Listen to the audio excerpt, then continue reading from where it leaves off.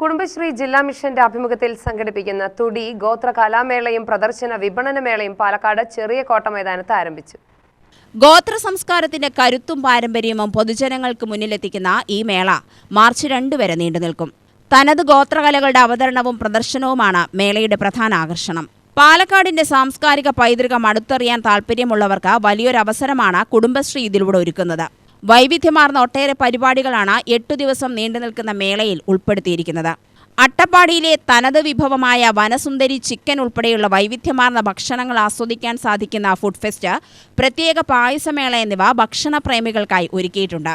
ഇതിനു പുറമെ കുടുംബശ്രീ സംരംഭകരുടെ ഉൽപ്പന്നങ്ങൾ മിതമായ നിരക്കിൽ വാങ്ങുവാൻ കഴിയുന്ന പ്രദർശന വിപണന മേളയും ഇവിടെയുണ്ടാകും. ഫെബ്രുവരി 24 മുതൽ മാർച്ച് 2 വരെയാണ് നമ്മുടെ കുടുംബശ്രീ ജില്ലാതല വിപണന മേളയും ഫുഡ് കോർട്ടും ഉള്ളത്. അതിലെ ഏറ്റവും പ്രധാന ആകർഷണം നമ്മുടെ മേളകളിൽ പ്രധാന ഒരു ആകർഷണമാണ് അട്ടപ്പാടി വനസുന്ദരി ചിക്കൻ ഇവിടെ ഉണ്ട്. അതുപോലെ നമ്മുടെ 7ഓളം കുടുംബശ്രീ സംരംഭകരുടെ ഫുഡ് കോർട്ടുണ്ട്.